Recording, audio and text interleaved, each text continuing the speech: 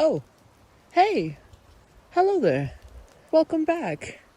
While you're here, I might as well tell you that I have once again compiled some creepy stories and narrated them for your enjoyment. Make sure when you return home from this frightful storm, make sure you have yourself a little snack, sit back and relax, and hope that tonight will not be your last.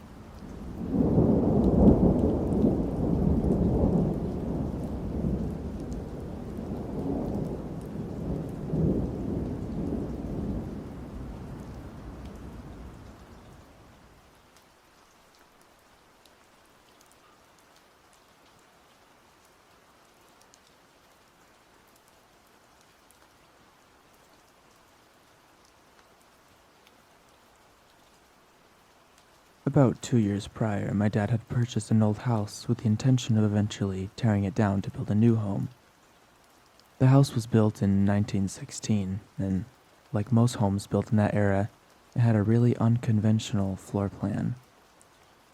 There was a central living room and kitchen like any normal home, but the 3 bedrooms were more akin to separate apartments. Each had its own separate outside entrance, a private bathroom, and a door that led to the common area, living room, and kitchen. Perhaps the place was originally intended to be a boarding house or something. I really don't know. The other thing was that a little creepy about the house was it was all wood. The ceilings, walls, and floors were brown and nothing was ever painted or plastered. My dad was a pretty cool guy. While he was waiting for permits and financing, he let 3 of my friends live there for free in exchange for watching the place. They had a lot of parties, but my dad didn't care as long as none of the neighbors complained. I went to a few parties there myself when I was lucky enough to be home from college. Eventually, 2 of my friends moved out, leaving my one buddy there to watch the mostly empty house on his own. He was not the type of person to be afraid of living alone in a half-empty house, so he was fine with the situation. I'm at home one afternoon when the phone rings. It's my buddy and he sounds terrified. He tells me to call the police and meet him out in the front of the driveway of the house, but under no conditions go in. I ask him why, and he tells me that there is a crazy clown in the house. Apparently he was sick with the flu in bed for the previous 2 days.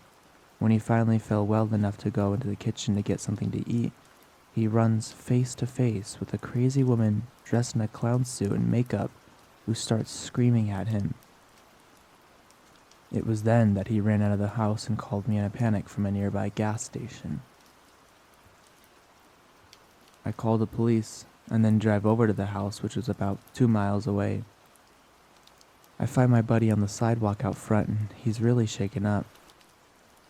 I ask him to describe what he saw and he keeps saying that there is a crazy clown woman in the house. I ask for more specific details and he describes her as dressed in a white clown suit with a red makeup smeared all over her face. He's still a little sick, so he looks really bad, and honestly, he was really freaking me out as well. There was no way in hell that I was going to go in that house to investigate his story. After what seems like an eternity, a cop shows up. My buddy tells him the exact same story. The cop then goes into the house while we wait outside. After about 5 minutes, he emerges, escorting a crazy clown woman who looks exactly as my friend described her. She was wild, unkempt, brown hair, and is wearing this weird baggy one-piece all-white body jumper. What was really disturbing, though, was her face. She had a tube of lipstick, which she cruelly spread all over her cheeks in a failed attempt, I suppose, to make them look rosy. Although we were both freaked out, the cop thought it was hilarious. The clown woman claimed it was her house and they accused us of being on drugs and trespassing on her property. When the cop told her to get in the back of his squad car, she warned him that she had powerful friends in Tinseltown who would have him fired. When he comes back to talk to us, he tells us he can't arrest her for breaking and entering because the house is half abandoned. He said the best he could do was drive her a few blocks away and hope she doesn't wander back. This, of course, freaks us out even more. Fortunately, though, when they run a background check on her, it turns out she has an outstanding warrant and would be going to jail instead. That is the last time we saw her. When we go back into the house, we find all kinds of crazy stuff written on the kitchen cabinets and the same red lipstick she rubbed all over her face. There was also some 10-day-old fish in the fridge that my friend never got around to eating that she cooked on the stove and ate. The really scary thing, though, was that this crazy woman was in the same house with my friend for at least a day while he was sick and semi-delirious in bed with a fever. She was probably harmless, but who knows what she would have done if she stumbled upon him while he was sleeping. His door was unlocked the entire time. Fortunately, she never did as far as we know.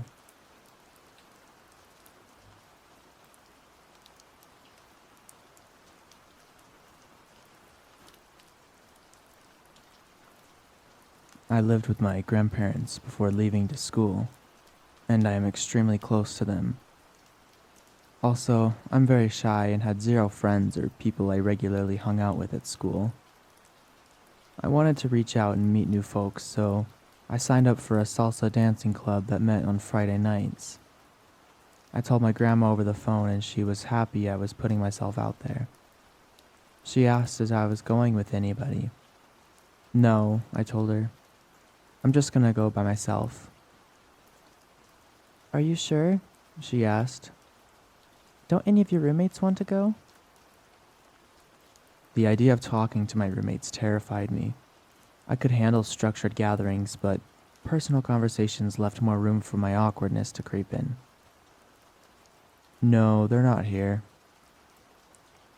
I don't want you walking around campus by yourself at night. I thought my grandma was just being overprotective. Grandma, it's fine. The streets are well lit and it's only a 10-minute walk. It's perfectly safe. Well, if you're not going with anybody, call me and let me talk to you on the phone as you walk back. I agreed. That evening was incredibly fun. Learning the basic steps and dancing to upbeat Latin tunes. At around 10:30, I felt ready to head back to my dorm, so I snuck out of the building and headed towards my dorm. Although the paved path I was walking on was lit by streetlights, it seemed darker than usual. In addition, the entire campus was deserted. Normally there were quite a few kids my age wandering around, but that night there was not a soul to be seen. I dialed my grandma and made small talk with her as I walked. I took my heels off and carried them with my free hand. Now, the path I was walking on went past a stretch of sidewalk that was perpendicular to the ones I was taking. Under one of the streetlights, about 10 meters away, I noticed a lone figure standing with its back toward me. The figure, hearing me chatting on the phone, slowly turned toward me. He was tall and heavyset, with wild red hair, and appeared to be wearing light blue pajamas. His face was obscured by a clown mask. The mask was stark white with dark black eye sockets and a twisted and malicious grin. Time seemed to suddenly slow way down. The clown did not move toward me. He simply stood there, staring. I knew I had to think fast. I contemplated my options. I could A, scream like a little girl and run, B, approach him and confront him, or C, pretend he didn't scare me. The entire moment I just described couldn't have lasted more than a second, but in the moment it felt like an eternity. Are you there? I heard my grandma say. Remembering to breathe, with the phone still at my ear, I decided to go with plan C. I broke eye contact with the clown. So anyway, I say loudly enough that the clown would hear me, Yeah, I'm on my way, I continued. What's going on? Is everything okay? I hear my grandma ask, her voice suddenly filled with anxiety. As confidently and nonchalantly as I could, I walked past the sidewalk where the clown was standing, continuing to chat. His head slowly turned as I walked past, watching me until I was out of sight. I ducked into the archway of the nearest building and tried the door, praying it was unlocked. It was. Once I was inside, I slumped against one of the concrete walls and just broke down in tears. I explained to my grandma what had just happened. My grandma yelled for my grandpa to dial the campus police on his cell phone so that I could stay on the line with her. I got up and started pacing up and down the empty halls, checking every door and window to see if the psycho clown had followed me. Was he just a stupid kid doing this on a dare? Or was he someone with more evil intentions? Some of the creepy clowns in the news had axes or baseball bats. I had no idea if this one was armed. When my grandpa tried to explain to the officer on the phone what happened and that I needed help, he told my grandpa, "Your granddaughter needs to make the call for herself." Apparently the reason I had to talk to them was so that they could be sure that the call wasn't just a prank or some stupid reason like that. The point is that they wouldn't take my grandparents' word that I was in distress. I would have to hang up with my grandma and dial the campus police myself. Not knowing if I would survive the night, I told my grandma between sobs, "I love you." I love you too. My grandma was also crying. I dialed the campus police and told them who I was and what had happened. The officer on the phone sent several other officers to find me while I stayed on the phone with him and gave him a description of the clown. As I was talking, I heard a door open. I froze. Was the clown here? Did he find a way in? A tidal wave of relief washed over me as several officers came striding down the corridor. They walked with me back to my dorm, and soon as I was inside, I locked my door and window and I shut the blinds. I called my grandma back to tell her I was safe. After talking for a little while longer, we said goodnight. Since then, I've made a few friends at school. While I'm in a better place now, I don't go out alone after dark anymore.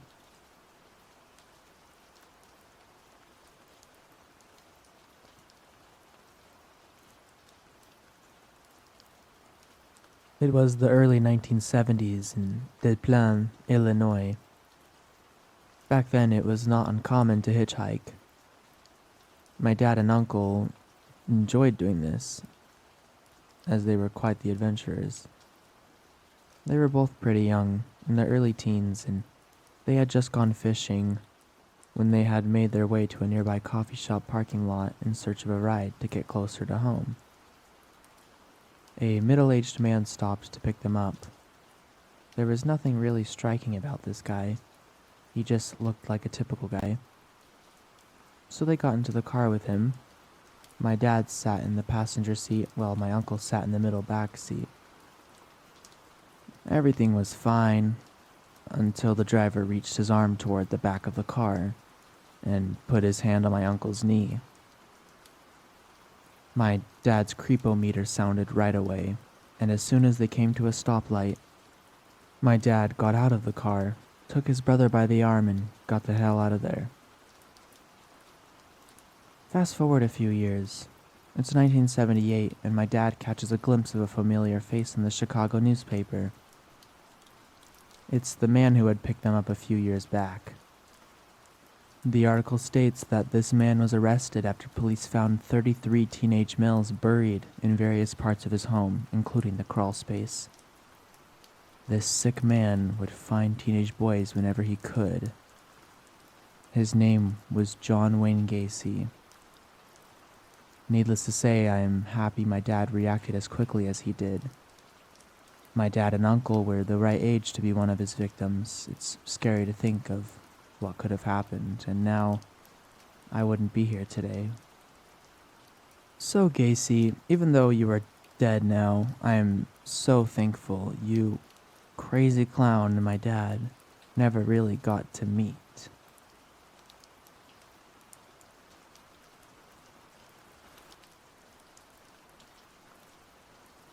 Back when I was 10 years old, my family decided to take a visit to my hometown of Ecuador. We went for the summer and planned out just about our whole day. One day, my mom and dad were getting ready to go to a wedding, and I was in the house with them. My big sister went over to a friend's house, and my other relatives have already left for the wedding. I was supposed to stay at home, alone for the duration, but I saw that it was a beautiful day out and decided to ask my mom and dad to go to a park that was no more than 2 blocks away. They were reluctant at first, stating that there would be nobody to take care of me, but I argued that it was a beautiful day and there was no way that the park would be empty. They kept getting dressed as I kept on arguing until they finally gave in. They said I can go to the park as long as I was back before dark. I agreed and ran outside to head for the park. It took me no more than 10 minutes to get there, but I was ready to make new friends and play around. But oddly enough, there was nobody else in the park. It looked abandoned, which was weird, seeing how this was one of the 2 parks in my whole city. It should have been packed, but I paid no mind to it. I believe I ran over to a swing set or slide. It was 12 years ago, I can't remember, and played around. As I played, I suddenly heard a voice from the distance. A clown was on the other side of a gate and motioning for me to get closer. Behind him was a white van, which I had noticed before, but just thought it was a delivery truck of sorts. I slowly started walking towards the clown and stopped a good distance away from him. He asked me, "Hey kid, do you like clowns?" I shook my head no at him, and he gave me that clown frown and then said, "Well then, let me see if I can change that." He opened up his car, and by looking inside I saw there was only 2 boxes. Although I wasn't sure what they were filled with, and that was it. No seats, no posters, just those 2 boxes and then complete emptiness. Being a child, I still paid no mind to it and watched as he pulled out a deflated balloon. He wrapped his lips around the end and blew till the balloon was fully inflated. He tied the end and started to form the balloon into the animal of a dog. He showed it to me and I smiled. He then motioned me to come closer, to which I complied. He handed the balloon to me and said, "Do you like it?" I nodded yes this time and gave him a little smile. He then grinned in the creepiest way possible. The grin was so creepy that even as a kid I knew to back away a bit. The clown then said if I wanted to see the rest of his tricks, I would have to get into the truck. I told him that the exit was on the other side of the park and I wouldn't be able to climb the small gate. He then said the few words that haunt me to this day. "Get a little closer and I'll carry you over. Then we can have loads of fun in my truck. Come on, kid." While saying this, he still had that creepy grin plastered across his face. I merely backed away and told him, "No, it's okay, sir." His grin turned into anger as though he was annoyed at this. He placed his hands on his hips and said to me, "Aw, but we were going to have so much fun." Right when he said that, I heard a voice on the other side of the park yelling, "Son, son, I'm here to pick you up." I turned and saw a man that recognized as a local neighbor. He was not my real father, obviously, but the little me knew to run over to him. I said nothing to the clown, I just ran to the man and gave him a hug. He waved to the clown and said, "Thanks for keeping my kid entertained."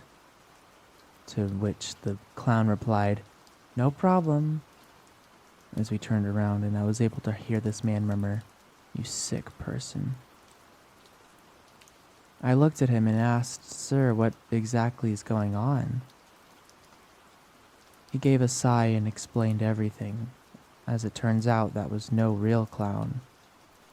He was a man that had been kidnapping kids all across Ecuador. He would lure kids with the clown costume and take them away to God knows what place. The people of my town had a feeling he was coming to our town, which is why the whole park was deserted.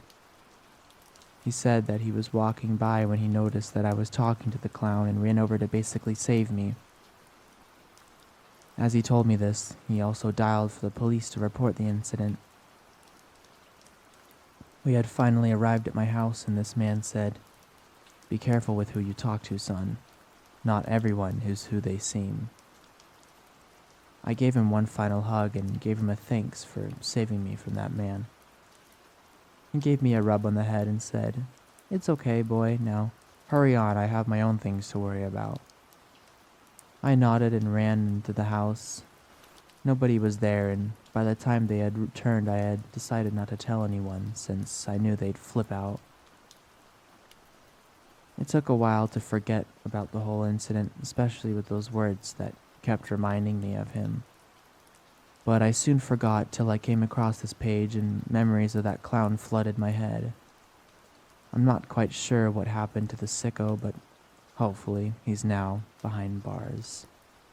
Hopefully.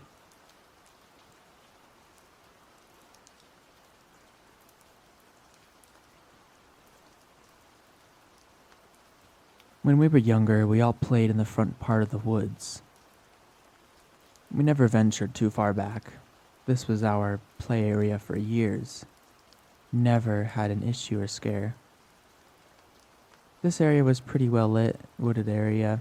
Anyhow, one day my brother Jimmy, my best friend Sarah, and my brother's best friend Ian were all building a dam in the middle of the small creek that ran through the park in the woods.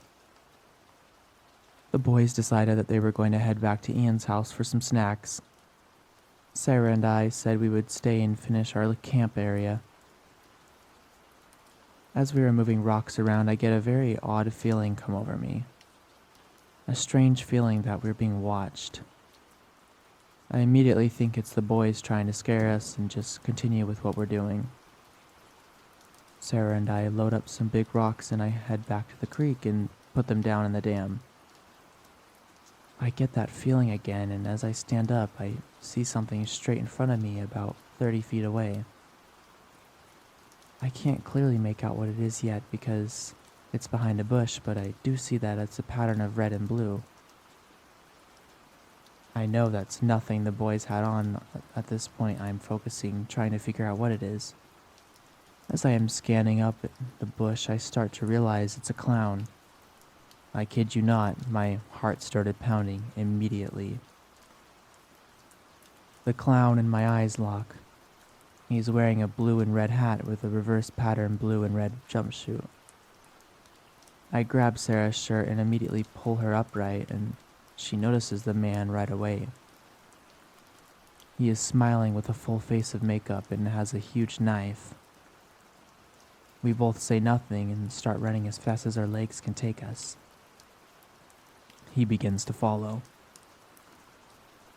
We can hear it. We run through the front of the woods, through the side of the park, and up her dead-end street. Ian and Jimmy are 2 houses up from the end and see us running and are screaming what is going on. While running past, we scream a clown and they start laughing. We are still running, screaming for our lives, and finally make it to the middle of the street where Sarah's dad, Danny, is now running out of the front door because he hears us screaming. We meet Danny right at the beginning of the neighbor's house, and we are trying to explain what we had seen. And he says, "Girls, stop it now. This is ridiculous. What are you talking about?" We try to catch our breath. By this time, Jimmy and Ian had caught up to us. We are crying and pointing and telling Danny again that we've seen a clown and a knife. Jimmy and Ian are laughing and Danny is asking if they played a prank on us. About this time, an old yellow Pinto type of car comes from the dead end at the park and pulls right up next to the sidewalk of the yard we are in. Sure enough, plain as day, it's the clown. No hat this time, but knife in hand and telling us to come here. Danny starts shoving us all toward the house and he himself is scared and running now. The car drives off down the street and we get inside and Danny calls the police. We had to give statements and police patrolled the neighborhood and the park for a few weeks. We were never allowed to go in the park again, and a few months after that the city started to clear out the woods, cut down many trees and made a walking area that you could see through all the way to the main tracks. My friend and I used to talk about this many times up until her death. No one would believe us had they not seen it as well. It was just so scary. I think they only got to see him, well, because whoever it was had to go down the dead-end street to leave the neighborhood. Either way, this man was not afraid of us, nor the small group of people that had gathered from our screaming. He bravely stopped right in front of us as her father tried to comfort us and calm us down, all while flashing his knife. We are lucky to be alive, I feel. Had it just been one of us left in the woods, which sometimes occurred, I don't think there would have been a group of 4 of us any longer. Sarah's dad stopped drinking that day, and we all had a fear of clowns.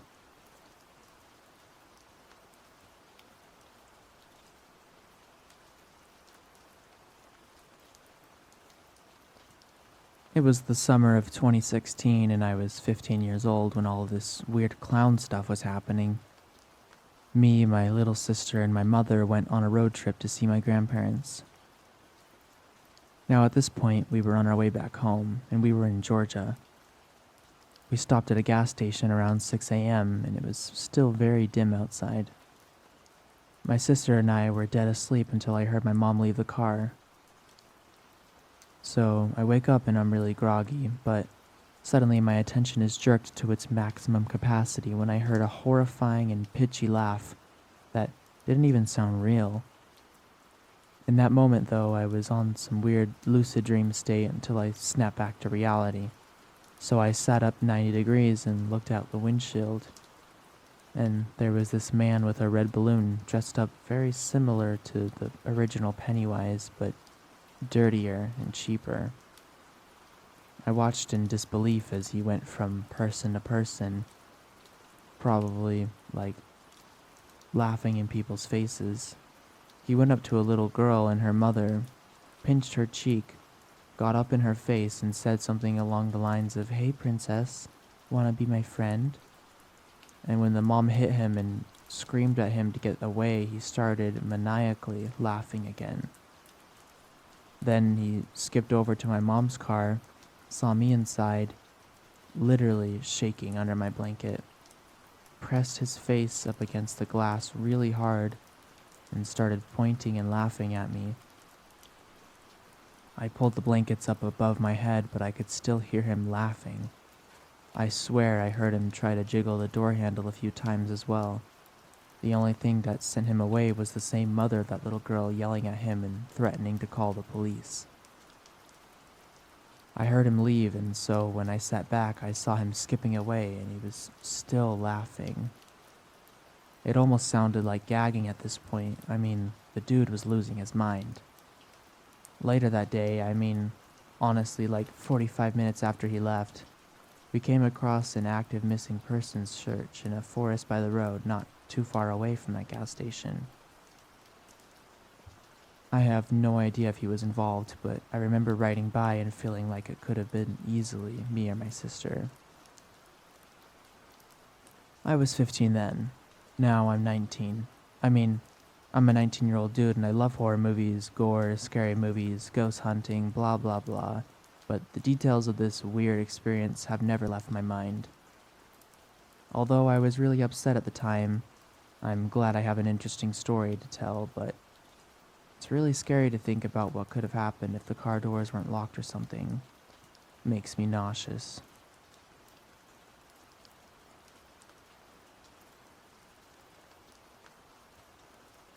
This story happened way back in 1980.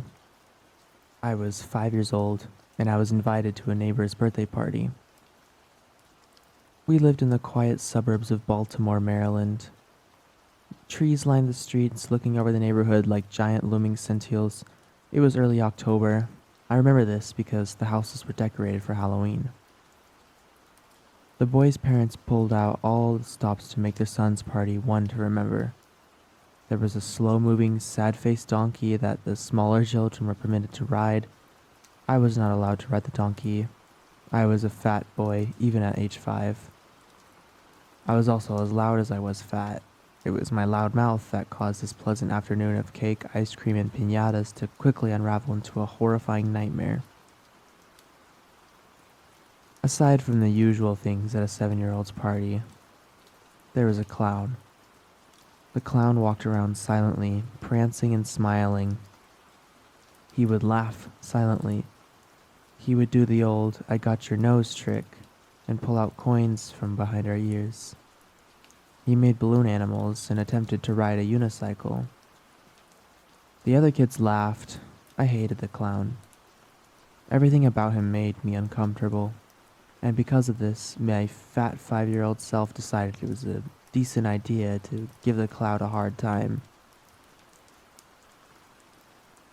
Birthday Boy announced aloud that it was time to head inside to see the special magical clown show. All the kids went into the living room and sat on the hardwood floor. I stood in the back. The clown proceeded with the magic show. He pulled a fake rabbit out of his hat and performed other hat tricks. As I stood in the back of the room and jeered him, I would yell out how the tricks were done. The clown continued to silently smile, making no sound as he went about his magical presentation. His face was full of happiness, but his eyes screamed in rage at me. This went on for some 15 minutes. The kids laughed as the clown fumbled through some crappy dime store maggot tricks. I do not know if it was an act of mercy, but Birthday Boy's parents shouted "Piñata time!" and all the kids ran outside to smash a cardboard donkey stuffed with candy. After a few minutes outside, all the fruit punch I drank throughout the day wanted out. I scurried back into the house in search of the toilet. The house was quiet, and the sun had shifted in the sky, leaving the kitchen and the adjoining hallway bathed in a murky, early evening light. As I walked to the kitchen and into the hall, from a room in the hall stepped the clown into the hallway. He stood there, staring at me, staring at him. It seemed like one of those Wild West showdowns from the cowboy movies my dad used to watch on television. He lurched slowly forward me, his pained smile unwavering, but his eyes bloodshot and filled with unbridled hatred. "Here, piggy, piggy." I walked a few steps in reverse before spinning on my heels and trying to make it to the kitchen. I felt a large hand land on my shoulder. I was spun around forcefully and fell to the floor. The clown stood above me for a moment before putting a giant clown shoe on my fat chest. I remember trying to squirm, and I remember wanting to scream and trying to squirm and cry for help, but it never happened. He stood over me, pinning me to the floor before brandishing one of those old-style seltzer bottles. He proceeded to spray the crotch of my pants, and in a sing-song voice he cooed, "Piggy going pee-pee, piggy going pee-pee," until the contents of the bottle were drained. When he removed his foot from my chest, I lashed out with my feet, kicking at his shins and trying to scurry away at the same time. I ran into a pantry and slammed the door. It was a really terrible hiding place. He had to see where I went. The pantry was just about 4 feet away from where I was laying on the floor. It was dark in the pantry and smelled of Pine Sol cleaning solvent. There was no lock on the inside to protect me from the clown. In the dark pantry, I slid to the floor and tried not to sob uncontrollably. Minutes passed. Those minutes felt like hours. I heard no sound other than my wheezing and a fear fart that squeezed out. "Oh, Piggy." The voice came from inside the dark pantry in which I was hiding, or so I thought. I froze in fear, not moving, not breathing. I did not know where the clown was. If he was in the pantry with me, I needed to get out. If he was out there, I needed to stay in the pantry. I lowered my head to the floor and squinted through the gap between the bottom of the pantry door and the floor. There was not much to see. What little light bled through the bottom of the door was quickly blacked out, and a bloodshot eye stared back at me from the other side of the door. There was a low, guttural laugh. I squeezed my eyes shut and started crying at a near hysterical level. The door swung open and I screamed as loud as I could. Standing in the doorway was my dad. "What the hell are you doing?" he asked. "Clown!" I screamed. He carried me out of the pantry and out the house and back to the safety of our house.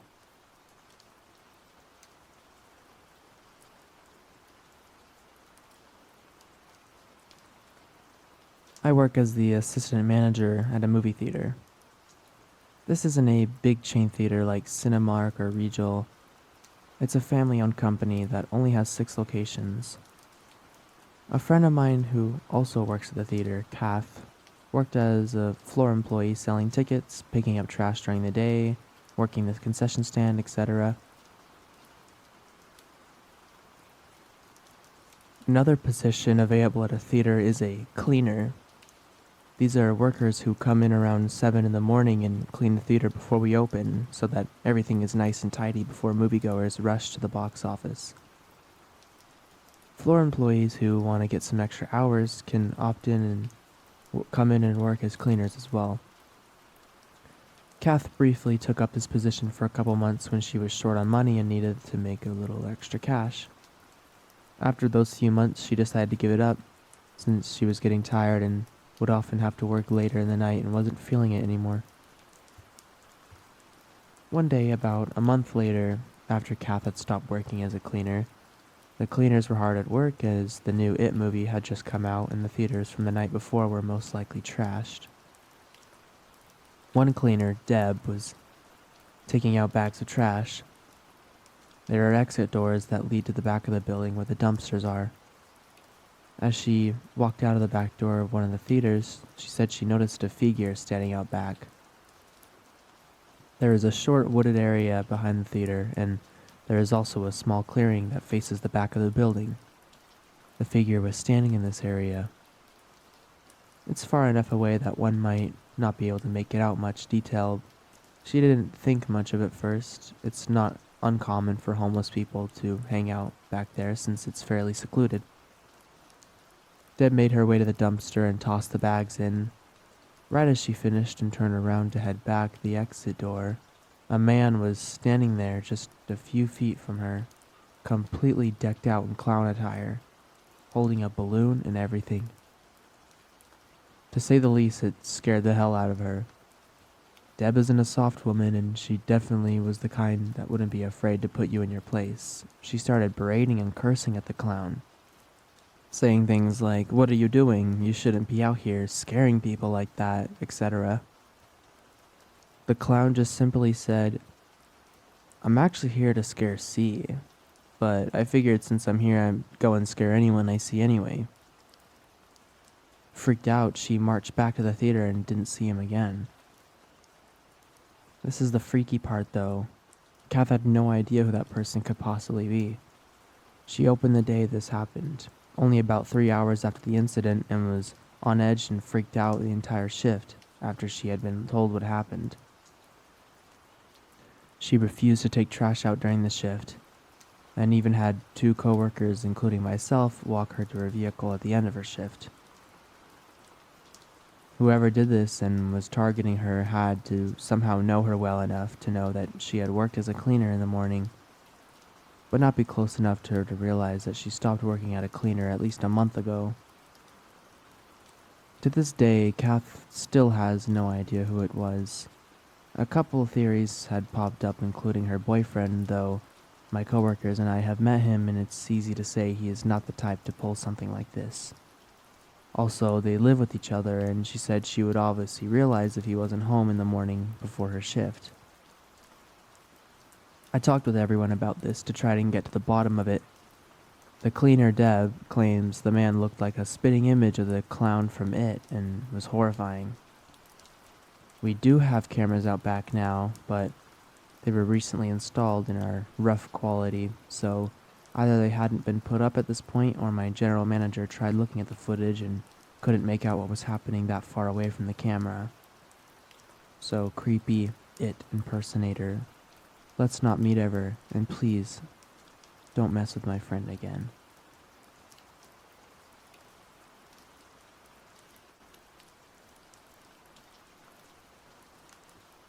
Some may remember the great clown incidents of 2016 where people would dress up like clowns and go around with balloons and signs, sometimes even weapons to spook people. Though these sightings were mostly reported in America and Canada, the UK also had their fair share of encounters. I personally had 3. It was October, surprisingly enough, and school was in session when the first one showed up. I was in math when it happened and heard about it during lunch when my friend very casually mentioned it in passing conversation. Did you hear about the clown sightings? Oh yeah, it's crazy, right? I know, yeah. Did you see the one that showed up in the car park? The what? Apparently a few students had witnessed not one but 2 clowns in full costume with balloons on school property. The first strolled into the school's car park and stood in the middle of it looking up into the windows and waving at the children looking back down at him while his friend watched by the gate. This didn't last more than 5 minutes as the receptionist came running out yelling them that she had called the police. The first clown very calmly turned and walked back to his friend, and they both piled into the back of a black car, waving goodbye to the receptionist as they drove away. The second encounter was also one that I didn't witness but heard about. My friend and I were leaving school together on a Wednesday and saw that the place was swarming with police officers. They were parked all the way up the road, escorting children across streets and even stationed outside local shops. I ask about it and get bits and pieces of information, but all the peoples I've shared similar stories. A clown had generated a Facebook account. Their profile picture was a generic creepy clown, and their name was Blank the Clown. The user had posted a picture of our school with the caption, Wednesday, 1:40 p.m. Our school saw it and freaked out. The faculty called the police and they were stationed outside our school for another week after the incident, though nothing really came of it except a report later that night of a clown sighting at one of the local shops. Finally, the last encounter was one I saw with my own eyes. I was in the car with my dad. He was driving me home from band practice, and as it was October, it was already pretty dark out. We pulled around the corner into our street where my dad suddenly slammed on the brakes. A clown was stood in the middle of the road, right at the turning. If my dad hadn't been so quick on the brakes, we would have surely rammed into him. My dad flared his horn and rolled down his window to yell at the dude who didn't move a muscle. The clown just looked at him. It wasn't holding anything, just standing there. My dad and I share a lot of things, including having a wild temper, but what we don't have in common was how we handle that anger. He's a confrontational person, while I just let it bubble inside until I get to my room and let loose on any poor piece of furniture that may be too close. My dad gets out of the car and starts angrily walking towards the clown, who must now see just exactly who he pissed off. My dad is taller than the clown and a lot larger, with tattoos on every inch of his body and a biker beard. The clown must have seen this hulking, tatted guy charging toward him, yelling profanities, and chose to live on as he walked, half jogged backwards in massive shoes onto the pavement. He must have chose to live. He then pointed to the car with one hand, out his other hand to stop my dad, and made a ladies first gesture. My dad, though confrontational, knows a win when he sees one. He climbs back into the car, still seething in anger, and peels away. By the way, as this was going on, I sat in the passenger seat in silent terror. Those are my clown encounters, though I'm sure I'll be back again as Halloween is fast approaching and I live in a not-so-savory neighborhood, so... In the meantime, please, no more creepy clowns.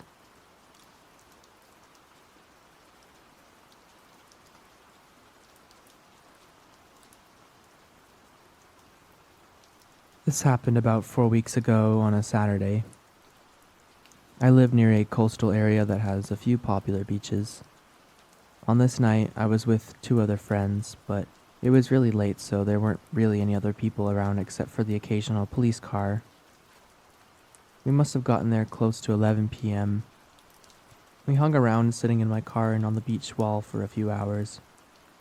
3 of us talking about some sad stuff that a friend had been going through. So we were already in an upset mindset. Nothing weird happened while we were there, just some kids that would hang around for a bit and leave.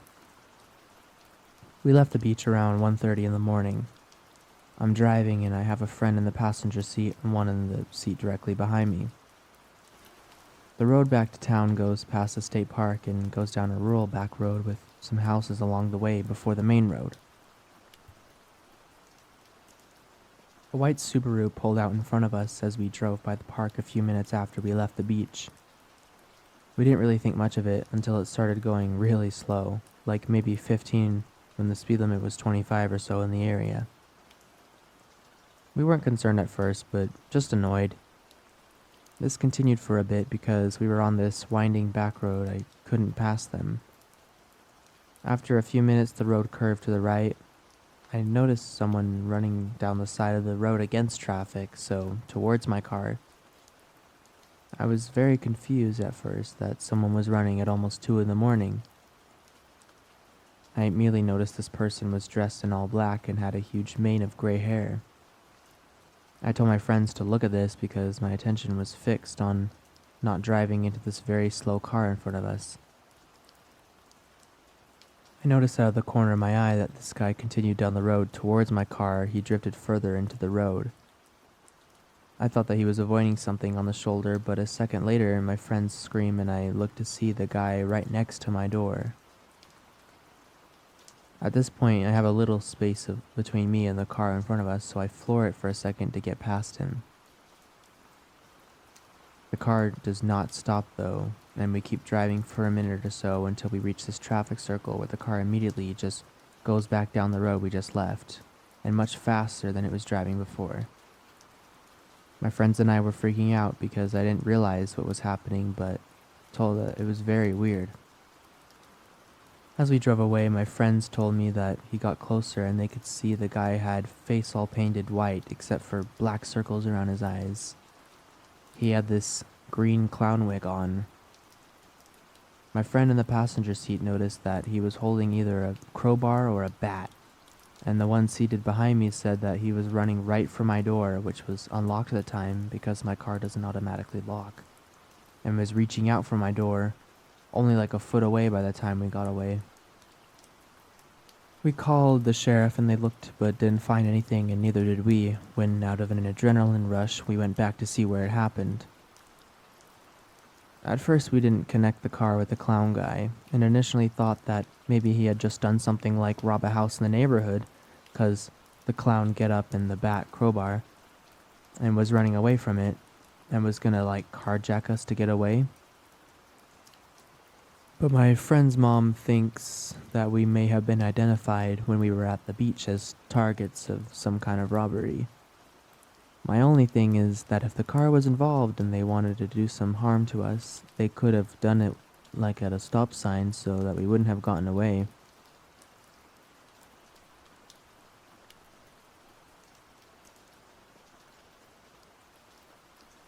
This happened in Antioch, California. It was around 2 a.m. I was at a friend's house, safe in warm, sheltered suburbia. We were having a lot to drink, chit-chatting, enjoying ourselves. Of course, when you're having fun, time hits the fast-forward button, and those few minutes turn into an hour. I had too much to drink. My friend has a bit of an abrupt bedtime, so I had to dodge out early, still intoxicated. I felt too shameful thinking I'd be asking too much to stay in his house to sleep off the drunkenness. I suppose he was either too rude or too drunk to consider it himself. Whatever. Sometimes a little inconvenience makes you appreciate everything else. I needed about another hour or so to sober up and drive back. As fast as time passed during my stay, it decided to drastically slow down as soon as I stepped out of his house. It was a cul-de-sac area, a concrete jungle with the stem of the street breaking like a fork.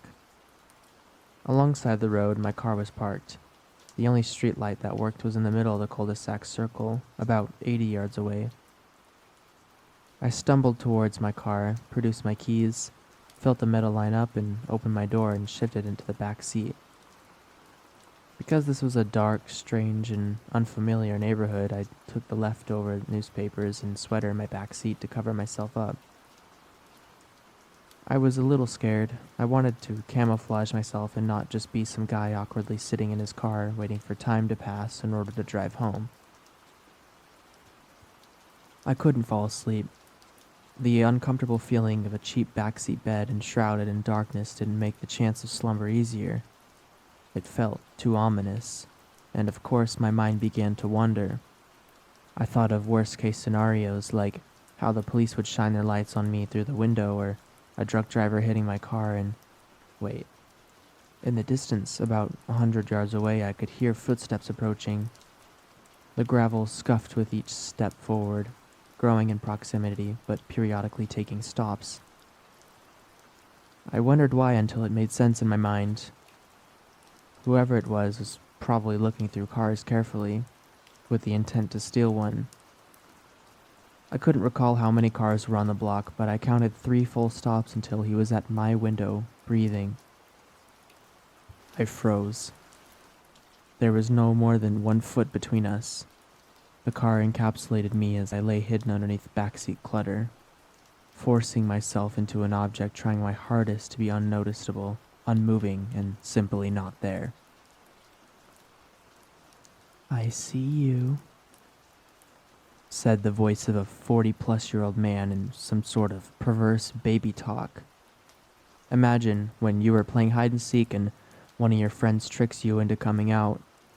He said it in that tone of voice, as if baiting me, like he was questioning whether the clutter in backseat was just clutter or a person. I didn't want to move or check the window. I remained clutter. Give me an Academy Award. My body reacted by minimizing my breathing so much that I felt paralyzed. I dared not look, my eyes fixated on the back of the passenger seat. I didn't blink, I didn't move, I didn't breathe. My heart was pounding so hard it shook my body with each throb. He circled around the car. My ears didn't fail me. I heard the steps. I felt like I was part of the car. I could feel him touching the trunk as he carefully pressed down on it, as if to test the alarm, as if to test me.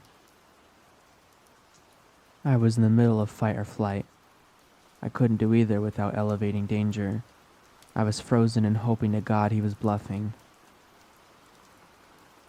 He circled the car again. The door handle to my right jiggled. He was pulling it multiple times. "I see you."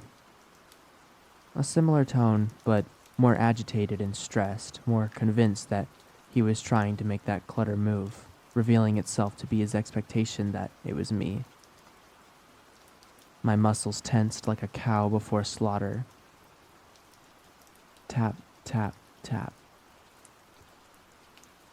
That had to be metal against glass. Take a penny right now and tap your window. A crowbar? A knife? A rock? A gun? My eyes fixated on the seat in front of me, never averting my gaze, like he was. I was covered enough to where I couldn't see beyond the seat in front of me. I know I couldn't see him, but I could feel his eyes resting on top of me. My name is Poker Face. What's your name? The voice changed in a lower, demented, and serious tone. My mind forced a visual. It wasn't anything human. I already accepted my death. I was ready to be shot in the head, ready to take a life-changing bullet, multiple knife wounds, just make this sleep bearable, not excruciating as you drain me of life. I wouldn't know how to react. My thoughts grew dimmer. I imagined my friend waking up the next morning after a calm night of safe and sound sleep, only to discover my mutilated, defiled, and bloodied body hanging outside my car door. It was then I heard nothing but my own heart. What was this person doing now? Just staring at me in the middle of the night, talking to me? A messy pile in the back seat? Time froze. The footsteps were being swallowed in the distance. Thank God he left. I waited another hour until the sun showed hints of itself. I jumped in my front seat and bolted out of there, wide-eyed and sober.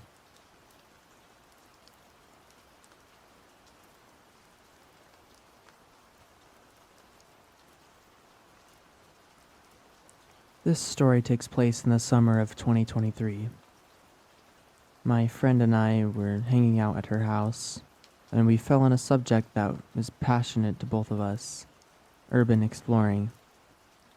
And as we were talking about that, she told me that there was an abandoned factory 30 minutes away from her house.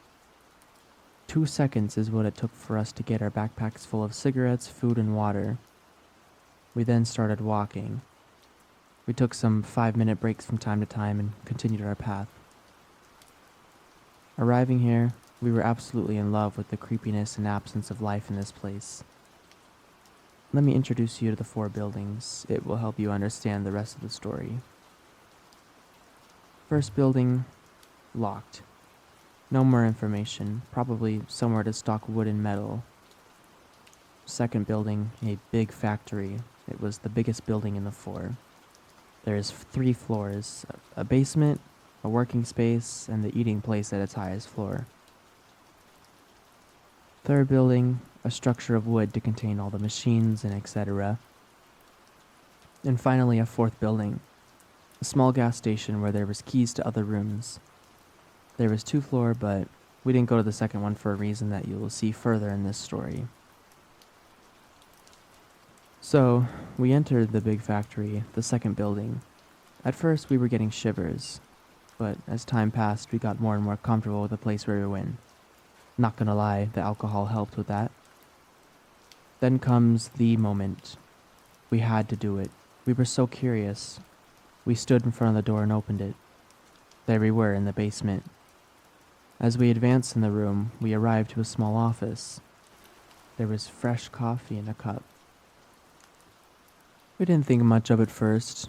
Maybe people like us came here. Although we didn't have much time to make any theories because we heard something. A clown horn. We looked at each other and laughed nervously. We thought that one of us stepped on a toy or any other thing, but again, a clown horn yelled right behind us before we heard a cynical and traumatizing laugh. We ran to the door and left outside as fast as we could. We then stood there outside, scared. At this point, we didn't believe what was happening, so we laughed it off with another sip of our beers. Now, we went back. Yes, stupid idea, I know. But don't worry, we didn't stay there even 5 minutes that we saw a hand open the same basement door. And that was it. We ran back home. I never ran so fast in my entire life. But I think there is a small detail that will make you understand how bad it could have really been. 1 hour later, we were going to the restaurant as we heard gunshots, the exact position of where the factory was. That night, we didn't sleep at all, and to this day, I never went back into this place.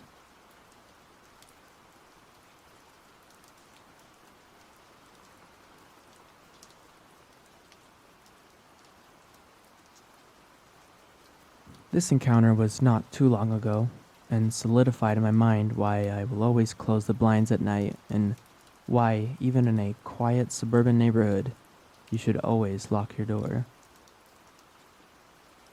I've been reading creepy stories online since I was about 12, when I first discovered Tumblr and Reddit, creepypasta, no sleep, and of course, let's not meet. So I have long since taken to checking all windows and locks before I go to bed, and closing blinds and curtains for fear I might look out to see some creep in a clown costume with a knife in my garden, or a child with their head at an unnatural angle. I always sort of wished I had a creepy encounter so I could write about it, but if I never have another experience like this for the rest of my life, it will be too soon. So, context. This nice suburban neighborhood, as I say, is home of my parents. Little town in England, quiet street where we all knew each other. Low crime rate except one house which had been heavily burglarized twice in about 10 years. Both opportunistic. Once because the keys were near the door and the invaders smashed a small pane to reach them and let themselves in. The other time, they'd left their blinds open overnight, leaving their laptops, wallets, and both cars' keys on full display. Anyway, I don't live with my parents anymore, but I was back in town and staying with them for a few days over the summer. I was sat in the kitchen, which faces onto the street, and working on my laptop. Just glancing up occasionally to watch people pass by walking dogs or strolling with a pram. I'd seen something moving in my peripheral, so, like every time, I looked up hoping to see a dog walker or a neighbor and her newborn grandson. Nope. 2 people. A man in a semi-casual suit and a woman in plain jeans and a blouse. But they were moving weirdly. The woman had her head craned over to one of her shoulders, and her arm that was on that side was bent backwards and unnaturally upwards, with her hand rhythmically flicking. Her other arm randomly but smoothly glided about, guided by her elbow. It was a bit like when you try to push 2 magnets together at the same time of polarity. That's how I describe it. I have friends with epilepsy, and I've never seen them contort or flick like that. The man looked more like one of those dancing inflatables you used to see at car dealerships. That's the only way I could describe his movements. They walked past my parents' house, and I instinctively called to my cat, checking he wasn't outside with those weirdos. I found him upstairs in my old room. He was looking out the window as I followed his gaze. I see 2 of the kid neighbors in the double burglared house waving across to me, well, to my cat, but I waved back. All the same from their parents' upstairs bedroom window. I went downstairs to tell my parents about the strange moving people, and my dad just furrowed his brow, asked if they were gone, and said to double check that the door was locked. I headed back to the kitchen to check our back door was locked. This door doesn't have any windows in it, so you can understand I jumped out of my skin when, as I put my hand on the door handle, it was pushed down from someone on the other side. I pushed on the door immediately before anyone could push it from the outside. I also gave out a scream, and I heard my dad call back.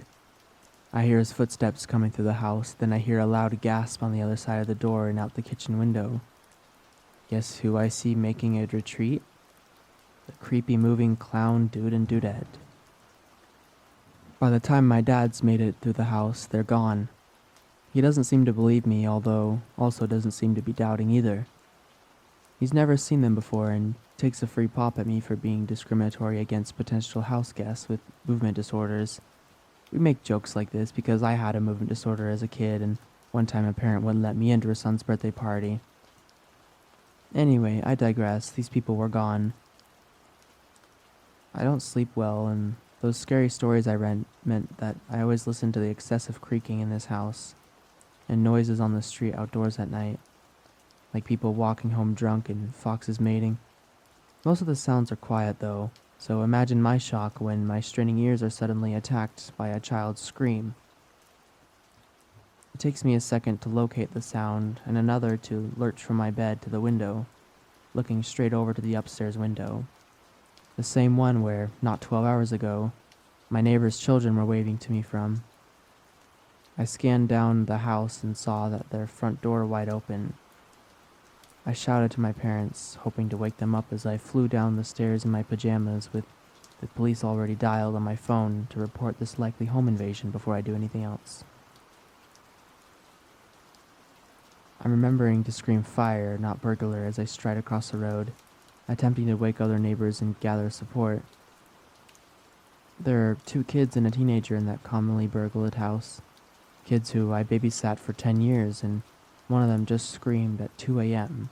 when their front door is wide open. I make sure I say this out loud to the emergency responder on the phone. As I near the door, I can see a figure inside, moving frantically. So, after telling the phone responder what is happening and answering their brief questions, I shout into the door from a safe distance some phrases the police gave me to say. The police are on their way. We're right outside and we're getting help. Is anyone hurt? And to tell the intruders, we know you're there. Please do not hurt anyone. The police can help you.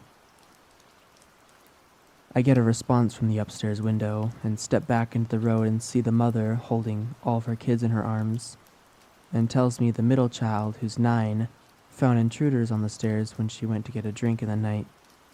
The girl tells me they're like clowns. Clowns? This extra detail is the straw that broke the camel's back, and my vision darkens. The last thing I hear is someone telling her mom I said a bad word, or something of that sorts.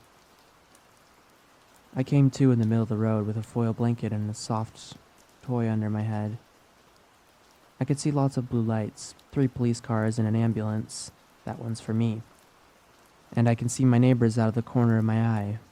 My hearing returns as Emmy tells me her little brother volunteered his toy because I hit my head when I fainted. Suddenly I'm up and looking around to count all 5 of the family members and checking for injury. Over the top of their heads, I can see an arm frantically waving in and out of view. Yep, those moving weirdos broke into my neighbor's house. I see the woman is standing still, her head still slumped to the side, just as she's lowered into a police car. I was later told that as I spoke to my neighbors out their bedroom window, their dad had gone to fight the intruders and kicked the woman down the stairs as she was climbing them.